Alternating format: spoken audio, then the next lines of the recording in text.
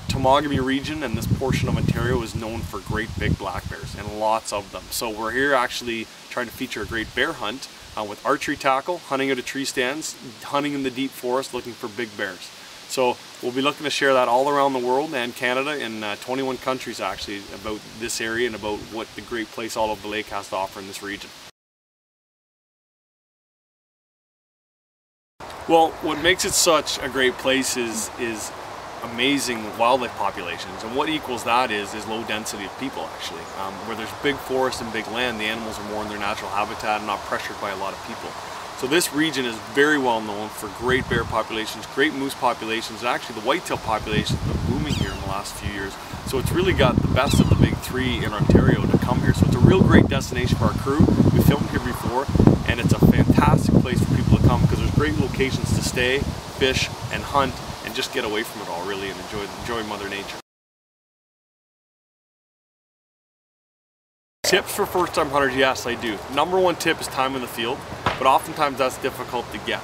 So my first tip would be to contact anybody in the area that would have local knowledge.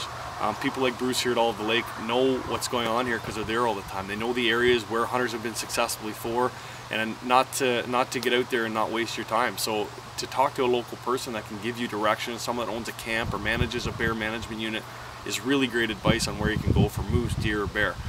The next tip I would give is learning and understanding what you're hunting. I mean, bear are a very unique animal and live and die by their nose. Their eyesight isn't that good, but their noses are tremendous. So we never go into the woods hunting that tree stand unless the wind's correct. And those rules actually apply to moose and to whitetail as well. So understanding your game is really an important concept. So watching hunting videos before you go, learning tips and tactics, reading magazines, just reading up on the biology of animals is a huge help. So local knowledge and learning about the game are my number one tips. The next tip I would give is to try to diversify how you're able to hunt.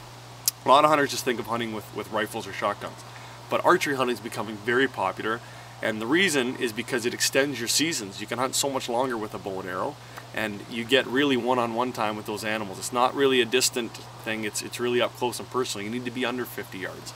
So bow hunting and learning those to get to understand the game a little better, which goes with time in the field. But those are some tips that I would give to anybody looking to come hunting.